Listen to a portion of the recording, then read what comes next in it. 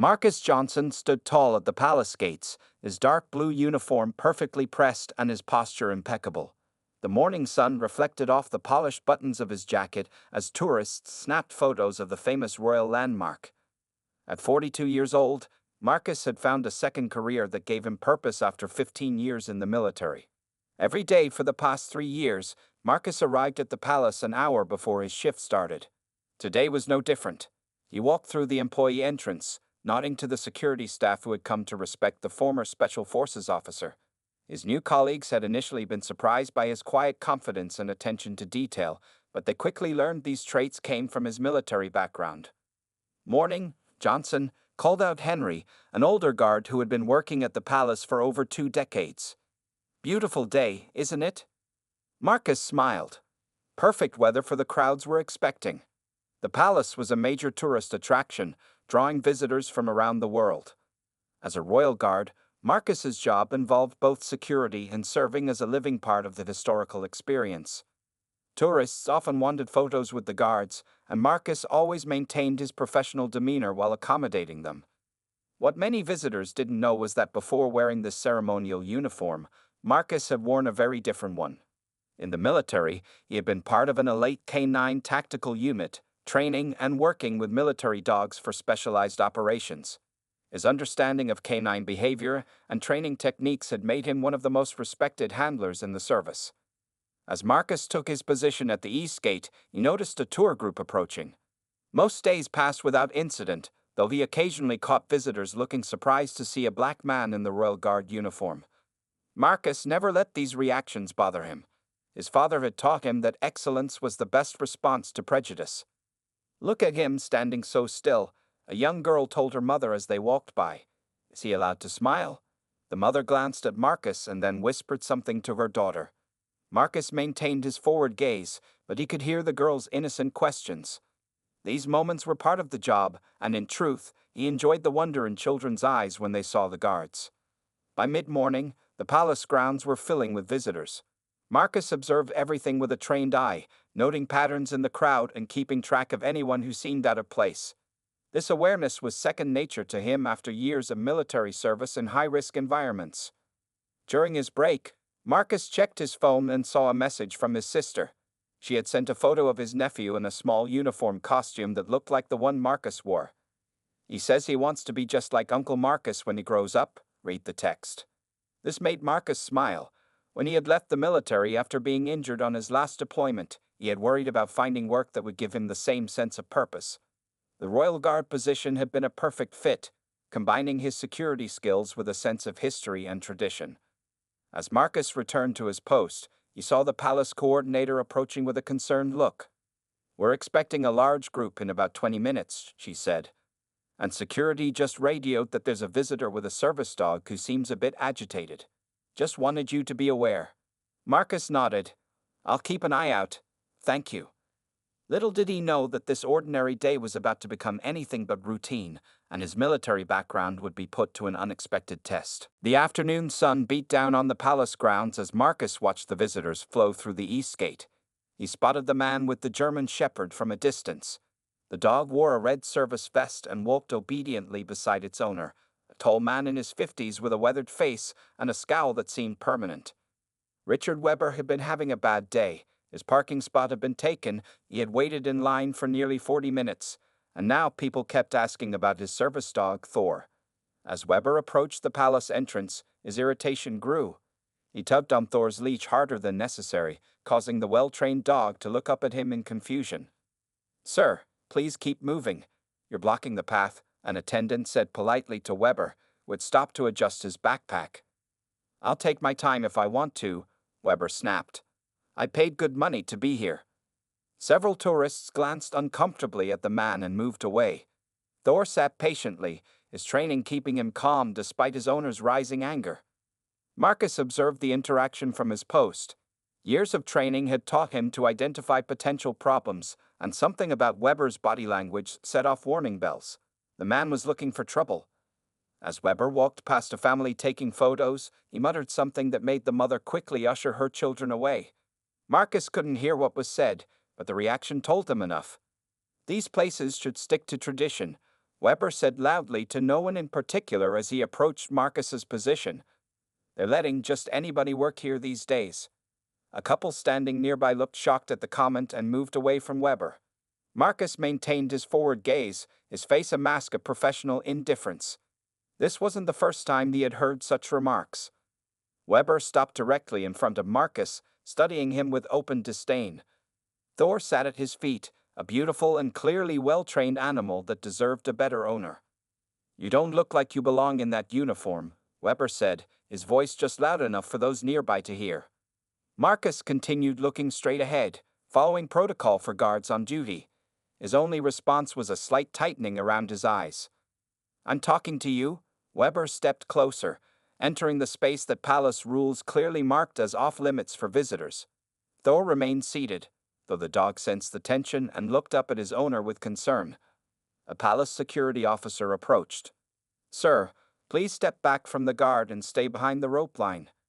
I just want to know when they started changing the rules about who can wear these uniforms," Weber said, pointing at Marcus. "Sir, that's inappropriate and disrespectful. Please move along or I'll have to ask you to leave," the security officer said firmly.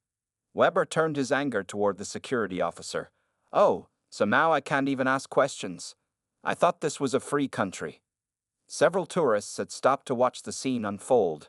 Some were recording with their phones, making Marcus inwardly sigh. He knew this would likely end up online.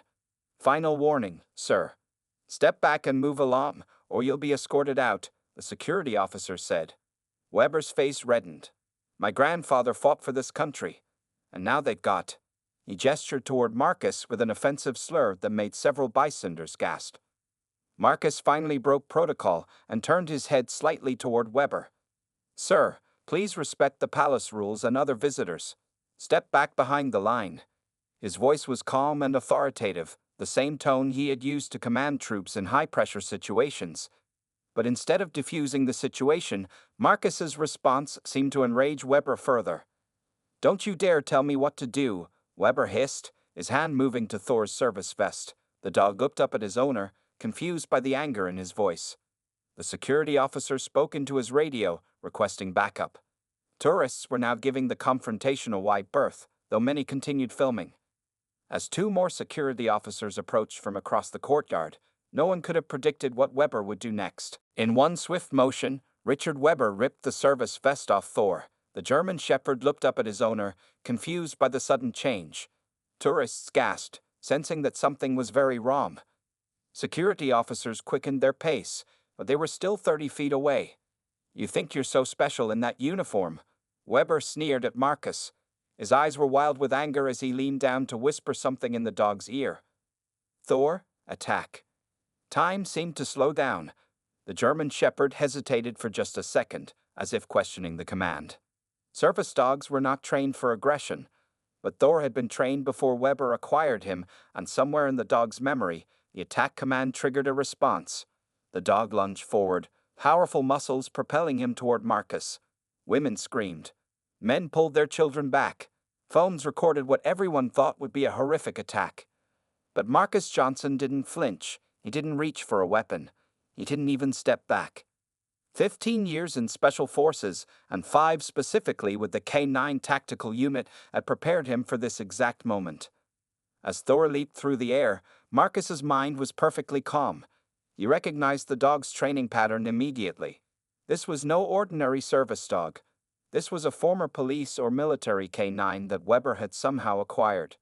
In the split second before Thor reached him, Marcus shifted his weight slightly, his eyes locked with the dog's. He brought his hand up in a specific gesture and spoke a single word, a command in German that all properly trained police and military dogs would recognize. "Halt." The command hit Thor mid-jump. The confusion was visible in the dog's eyes. His body twisted in the air as instinct fought against training. He landed 3 feet in front of Marcus, not in an attack position but in a confused stance, head tilted as he processed the conflicting commands. Marcus kept his eyes on the dog, ignoring Weber's shocked expression. He issued another command, this one softer but no less authoritative. "Sits." Thor sat immediately, his training overriding Weber's command. The dog's ears perked forward, awaiting further instruction from the man who clearly spoke his language, both literally and figuratively. The courtyard had fallen completely silent. Even the children stopped crying. Everyone stared at the scene before them, a royal guard standing tall, an aggressive German shepherd now sitting obediently at his feet, and a red-faced man whose attack plan had just spectacularly backfired. "What the hell did you do to my dog?" Weber shouted, lunging forward to grab Thor's collar. "Thor," I said, "attack." The dog glanced at Weber, but remained seated. Marcus gave another subtle hand signal that kept the animal in place. By now, security officers had reached them. Two immediately grabbed Weber, who was still shouting commands at his confused dog. A third officer approached Marcus cautiously, unsure about the dog's status. "The dog is secured," Marcus said calmly, never taking his eyes off Thor. "He's responding to proper training commands now. He's not a threat anymore." The security officer nodded, amazed at Marcus's control of the situation. "Did you know this dog?" Marcus shook his head slightly. "No, but I know the training. This is a former police or military dog. The command structure and response patterns are standard." Weber struggled against the security officers. "Get your hands off me. That's my property. He attacked me first." A woman stepped forward from the crowd. "That's a lie. I had the whole thing on video. This man ordered his dog to attack the guard." Several other tourists nodded in agreement, holding up their phones. The evidence was clear. As Weber was being led away, still shouting racial slurs and threats, Thor remained seated, looking up at Marcus with what almost seemed like respect. Marcus knelt down slowly and examined the dog's collar. There was no proper service dog identification, just a regular collar with a tag bearing Thor's name and Weber's phone number. "Someone needs to contact animal control," Marcus said to the security supervisor who had arrived on scene. "This dog needs proper assessment. He's well trained, but he's been mishandled." The supervisor stared at Marcus with newfound respect. "How did you do that?" He was about to tear your throat out. Marcus finally allowed himself a small smile. "Let's just say I've had some experience with working dogs." As police sirens wailed in the distance, no one in the crowd could have guessed just how extensive that experience actually was. Silence hung over the palace courtyard. Tourists stared in disbelief at the scene before them, a royal guard standing calmly while a German shepherd sat obediently at his feet. The dog that had been ordered to attack now looked up at Marcus with what appeared to be respect. Richard Weber's face twisted with rage and confusion. "What did you do to my dog?" he shouted, lunging forward only to be restrained by two security officers. Marcus Johnson maintained his composure as he addressed the palace security supervisor who had rushed to the scene. "The dog is secure. He's responding to proper training commands now." His voice was steady, professional, the voice of a man who had handled far more dangerous situations than this. "How did you do that?" the supervisor asked, keeping a cautious distance from Thor. "I served in the K9 tactical unit," Marcus explained simply. "This dog has military or police training. He's responding to the standard commands." News of what had happened spread quickly through the palace grounds. Visitors whispered to each other, pointing at Marcus and the now calm German shepherd. Many were still recording with their phones, capturing every moment of the aftermath. A police officer arrived and approached carefully. "We need to secure the dog," he said, reaching for his radio to call animal control. "There's no need," Marcus replied. "He's not dangerous when handled properly." To demonstrate, he gave Thor another command. "Platz." The dog immediately lay down, eyes still fixed on Marcus. The officer looked impressed. "You seem to know what you're doing. Were you a K9 handler?" Marcus nodded. 15 years military, 5 specifically with the K9 tactical unit. I trained dogs like this for special operations. Across the courtyard, Weber continued struggling with the security officers. "That's my property. He stole my dog." A young woman stepped forward from the crowd. "I have everything on video," she told the police officer. That man removed the dog's service vest and ordered it to attack. Several other tourists nodded in agreement, holding up their phones as evidence. The police officer thanked them and took their contact information. Palace management had arrived by this point. The director of operations looked concerned as she approached Marcus. Are you all right? Do you need medical attention? I'm fine, Marcus assured her. The dog never touched me. You could have been killed, she said, looking at Thor with apprehension. Marcus shook his head slightly. No, ma'am. These dogs are highly trained. They're not killers by nature. They follow commands. This one still remembers his proper training. The palace director studied Marcus with new interest. You never mentioned your military background when you applied for the guard position. It didn't seem relevant to standing guard at a palace. Marcus replied with a small smile, until today. By now, more police had arrived. They escorted Weber away in handcuffs, his face red with anger as he continued shouting racial slurs and threats. Tourists watched in silence, many of them shaken by what they had witnessed. A police sergeant approached Marcus. We'll need your statement, Mr. Johnson, and a decision needs to be made about the dog. Marcus looked down at Thor, who remained calm and attentive. This isn't a regular service dog. The vest was fake. This is a military or police working dog that was likely obtained illegally. He should be evaluated by professionals who understand his training. The sergeant nodded. We'll contact the military K9 unit. In the meantime, the dog seems to only respond to you. Would you be willing to help us transport him safely? For the first time since the incident began, Marcus broke from his formal guard stance. He knelt down beside Thor and checked the dog's collar and tags more carefully. His name is Thor, Marcus said, noticing a small tattoo inside the dog's ear, a military identification mark. And yes, I'll help. He deserves better than being used as a weapon for a hateful man's agenda. As Marcus stood, palace visitors applauded spontaneously. Children pointed and smiled, no longer afraid of the dog that now followed Marcus's every movement with perfect obedience. What had begun as a racist attack had revealed an unexpected connection between a royal guard and a misused military dog. A connection forged through shared training and mutual respect.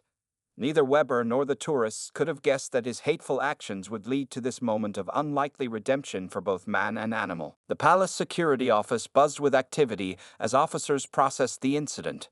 Richard Weber sat handcuffed to a chair in the corner, his face a mix of anger and growing fear as he realized the seriousness of his actions.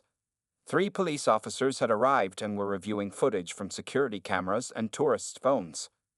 Marcus Johnson sat across the room, a cup of tea in his hands that the palace coordinator had insisted he drink. Thor lay at his feet, unwilling to leave the side of the man who had spoken his language of training. The German shepherd had completely disregarded Weber since the incident. I don't understand why my dog is listening to him, Weber shouted, pulling against the handcuffs. Thor is my property. The lead police officer, Inspector Harlow, barely glanced at him. Sir, we've already explained that you're facing serious charges. I suggest you exercise your right to remain silent until your lawyer arrives. A young officer approached Marcus with a tablet. Mr. Johnson, we found something interesting when we ran the dog's microchip. Marcus looked up from his tea. He's not a legitimate service dog, is he? Not even close, the officer confirmed. Thor was a military working dog who was reported missing from a training facility in Arizona 18 months ago. The military has been looking for him. This news silenced even Weber, whose face drained of color. Inspector Harlow shook his head in disbelief. So you stole a military dog, put a fake service vest on him, and then tried to use him as a weapon. The charges just keep piling up, Mr. Weber. I didn't steal anything, Weber protested. I bought him from a guy online who said he was selling trained service dogs. Meanwhile, Palace Security Chief Robert Thompson was reviewing Marcus's personnel file with growing amazement. He approached Marcus and spoke in a low voice. You never mentioned that you were part of the Special Forces K9 Tactical Unit, or that you received the Medal of Valor for your service in Afghanistan. Marcus shrugged slightly. It wasn't relevant to guard duties, sir. Thompson laughed softly. Well, it certainly became relevant today. He glanced at Thor, who remained alert but calm under Marcus's influence. The military will want their dog back. He's a good dog, Marcus said, reaching down to touch Thor's head gently. He was just following commands from the wrong person. Outside the security office, a small crowd of palace staff had gathered, whispering about the incident. Word had spread quickly through the palace, and many wanted to see the guard who had stopped a dog attack without violence. Henry, the older guard who had greeted Marcus that morning, pushed through to the door. Security let him in after checking with Thompson. "Johnson, are you all right?" Henry asked, his concern genuine. "Everyone's talking about what happened." Marcus nodded. "I'm fine. Just another day at work." Henry looked down at Thor, then back at Marcus with newfound respect. "Not exactly what we train for in Palace Guard orientation, was it?" This brought a small smile to Marcus's face. "No, not exactly." Across the room, a palace attorney entered with a woman in a military uniform. They spoke briefly with Inspector Harlow, who nodded and led them over to Marcus. "Mr. Johnson, this is Captain Rivera from the Military Working Dog Program," Inspector Harlow said. "She'd like to speak with you about Thor." Captain Rivera extended her hand. "Master Sergeant Johnson, it's been a while." Marcus stood and shook her hand, recognition dawning on his face. "Captain Rivera, you were at the K9 training center in my last year." "I was," she confirmed.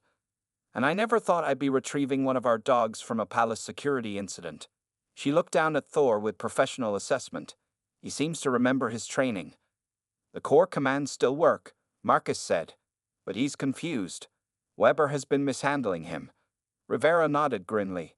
"We'll get him back to the program for evaluation. The good news is that with proper handlers, military dogs can often be rehabilitated." She paused. "We're actually short on experienced trainers right now. If you ever consider coming back." Before Marcus could respond, Inspector Harlow interrupted with news. "We just discovered Mr. Weber has a history of similar incidents.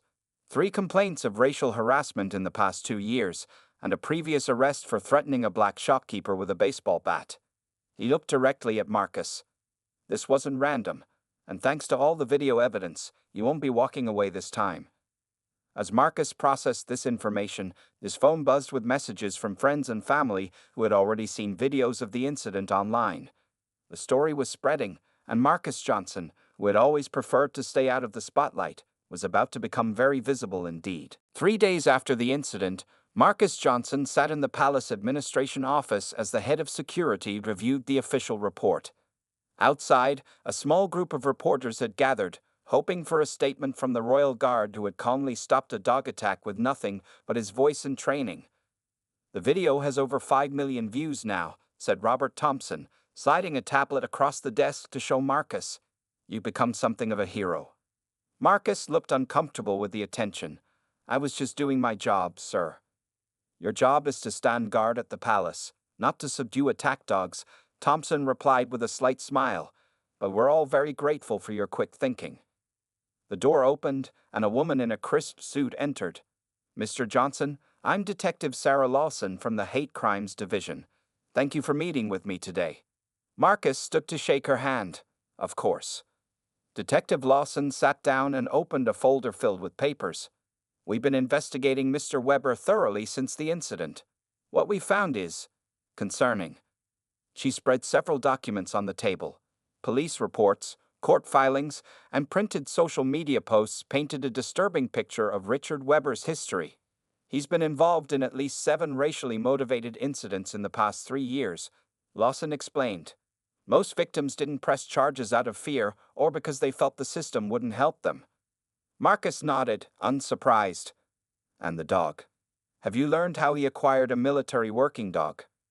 "That's where things get even more interesting," Lawson said. "We traced a network of illegal sales of former working dogs.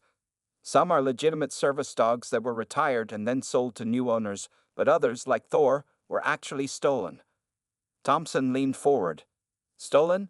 How does someone steal a military dog?" Very carefully, Marcus answered before Lawson could respond. "These dogs are valuable, worth tens of thousands of dollars because of their training, but they're also dangerous in the wrong hands." Lawson nodded. "Exactly. The military is conducting their own investigation into how Thor disappeared from their facility. But Weber's phone records show he paid $8,000 to a man in Nevada who has connections to several stolen working dogs." As they discussed the case, Marcus's phone buzzed with another news alert. He had been receiving them constantly since the incident went viral. "Something important?" Thompson asked. Marcus showed them the screen. The palace has released an official statement supporting me and condemning the attack. Good, Lawson said firmly, because we're charging Weber with assault, hate crime, illegal possession of a military asset, animal abuse, and about 5 other violations. He's facing serious prison time. A knock at the door interrupted them. A young palace aide entered looking nervous. I'm sorry to interrupt, but there's a call for Mr. Johnson from the Prime Minister's office. They want to recognize his actions publicly at an upcoming event. Marcus blinked in surprise. That's not necessary. Thompson laughed. Necessary or not, it's happening. Your actions have started an important conversation, Marcus. Detective Lawson gathered her papers. And speaking of conversations, we've received dozens of calls from people who experienced similar harassment from Weber, but never reported it. Your actions have given them courage to come forward. As the meeting concluded, Marcus walked through the palace corridors, nodding to fellow guards who now looked at him with new respect. His phone buzzed again, this time with a message from his sister. Your nephew wore his guard costume to school today for Hero Day. Teacher asked who he was dressed as. He said, my uncle who stops bad guys and saves dogs. We're so proud of you. For the first time since the incident, Marcus felt a sense of purpose beyond just doing his job. Perhaps there was a reason he had been in that exact place at that exact time, with exactly the right skills to handle the situation. Outside the palace gates, news vans waited, hoping for a glimpse of the guard whose calm courage had revealed not just one man's hatred, but an entire underground network of stolen service animals. What had started as a racist attack had become something much bigger, and the investigation was only beginning. The courtroom fell silent as Richard Weber stood for sentencing. 6 weeks had passed since the incident at the palace, and the case had moved quickly due to the overwhelming evidence and public interest. Marcus Johnson sat in the back row, dressed in a simple dark suit rather than his Royal Guard uniform. He had requested the day off to attend the final hearing. Judge Eleanor Phillips adjusted her glasses and looked directly at Weber. Mr. Weber, this court has found you guilty of assault with a deadly weapon, commission of a hate crime, illegal possession of government property, animal cruelty, and making terrorist threats. Weber stared at the floor, his previous arrogance replaced by the grim reality of his situation. His lawyer stood beside him, having already failed to convince the jury that Weber had lost control temporarily due to stress. Before I announced your sentence, Judge Phillips continued, I want to address the seriousness of your actions. You deliberately used a trained military animal as a weapon against another human being, motivated purely by racial hatred. It is only through Mr. Johnson's exceptional training and quick thinking that this incident didn't end in tragedy. From his seat, Marcus watched Weber's shoulders slump. The man looked smaller now, his hatred having cost him everything, his job, his reputation, and now his freedom. Richard Weber, I sentence you to 8 years in prison, with no possibility of parole for 5 years. Additionally, you are permanently banned from owning any animals, and will pay restitution to the U.S. military for the theft and misuse of a trained military working dog. The gavel came down with finality. As officers led Weber away, he glanced back at Marcus with a mixture of anger and defeat. Marcus met his gaze steadily, feeling no satisfaction, only a sense that justice had been served. Outside the courthouse, reporters gathered around Marcus. Mr. Johnson, how do you feel about the sentence? A young reporter asked, thrusting a microphone toward him. The justice system worked as it should. Marcus replied simply, That's all I have to say. As Marcus tried to make his way through the crowd, a woman approached him. She was in her 40s, with kind eyes and a determined expression. Mr. Johnson, I'm Patricia Williams. My son was attacked by Weber last year outside a grocery store. Weber didn't have his dog then, but he threatened my boy with a knife. We reported it, but nothing happened. Marcus stopped to listen as she continued. I just wanted to thank you. Your case made the police take another look at all the reports against Weber. My son feels safer now. Patricia's words hit Marcus harder than any of the media attention had. This was real, a family who could now feel some peace knowing that a dangerous man was off the streets. Across town, at the Military Working Dog Rehabilitation Center, Captain Rivera was finishing an evaluation session with Thor. The German Shepherd had made remarkable progress in the 6 weeks since being recovered. His training was being redirected, the aggressive commands replaced with more constructive ones. He's going to make a full recovery, Rivera told her colleague. In fact, he's one of our star pupils now. Her phone buzzed with a news alert about Weber's sentencing. She smiled in satisfaction, then opened her email to find a new message from Marcus Johnson. She had been trying to recruit him to join their training program since the incident. The subject line read, "Regarding your job offer." Back at his apartment that evening, Marcus hung up his suit and sat down to read the numerous messages that had come in since the verdict. One from the palace administration confirmed his promotion to head of security training, a new position created specifically to leverage his unique skills. Another message came from a community center in his old neighborhood. They wanted him to speak to young people about careers in security and military service. They especially wanted him to address how to handle prejudice with dignity. As Marcus considered all these new pathways opening before him, he realized that what had started as the worst day of his job had transformed into an unexpected opportunity, not just for him, but for many others.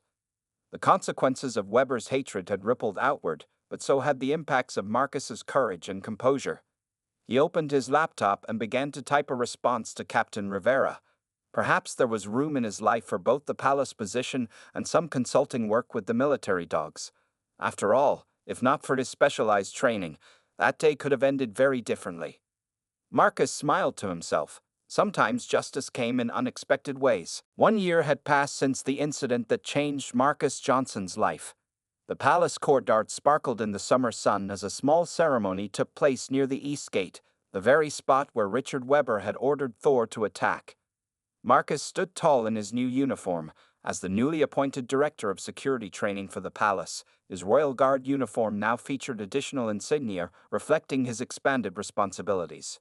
Behind him stood 20 new recruits, including 4 former military personnel who had applied specifically because of Marcus's story. The palace director stepped forward to address the small crowd of staff, officials, and selected media. Today marks the official launch of our enhanced security training program developed by Marcus Johnson, she announced. This program represents our commitment to safety, inclusion, and excellence in all aspects of palace operations. Marcus felt a mixture of pride and humility as he looked at the faces around him. What had begun as a terrible moment had transformed into something meaningful. After the ceremony, Marcus stepped away from the cameras to meet a special guest. Captain Rivera approached with a leash in hand, and at the end of it walked Thor, tail wagging and posture confident. "He's a different dog now," Rivera said, handing the leash to Marcus. "Fully rehabilitated and recertified. He's been working with our training teams to help prepare other dogs." Marcus knelt down to greet Thor, who recognized him immediately. The German Shepherd pressed his head against Marcus's hand, the trust between them still intact. The military dog recovery program has identified 36 more working dogs that were illegally sold, Rivera explained. The investigation that started with Thor has shut down 3 different trafficking operations. A young woman approached them cautiously. She was a reporter from the national news. "Mr. Johnson, could I ask you a few questions about the community program you've started?" Marcus nodded, standing up. Over the past year, he had become more comfortable with public speaking. Using his platform to create positive change had become important to him. The Working Dogs for Community Healing program pairs at-risk youth with rehabilitated service dogs, Marcus explained. The kids learn responsibility and training skills, while the dogs get the attention and care they need. The reporter smiled. "And is it true that you personally fund the program with the settlement money you received from Mr. Weber's estate?" "The money was never important to me," Marcus said simply. "Putting it to good use is what matters."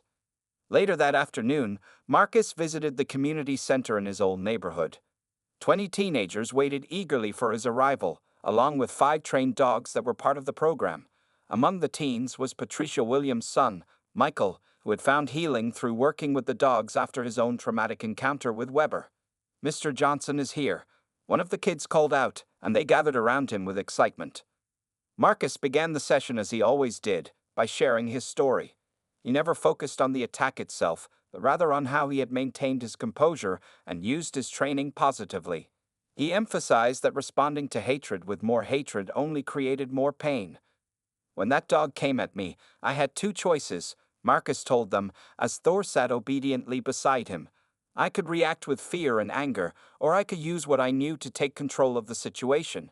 That's a choice we all have every day. As the session concluded, Michael approached Marcus privately. I used to have nightmares about Mr. Weber, the teenager admitted. But they've stopped since I started working with the dogs. My mom says you turn something bad into something good. Marcus placed a hand on the boy's shoulder. That's all any of us can try to do. That evening, as Marcus walked Thor through the palace gardens after hours, a special privilege granted by the administration, he reflected on the strange journey of the past year.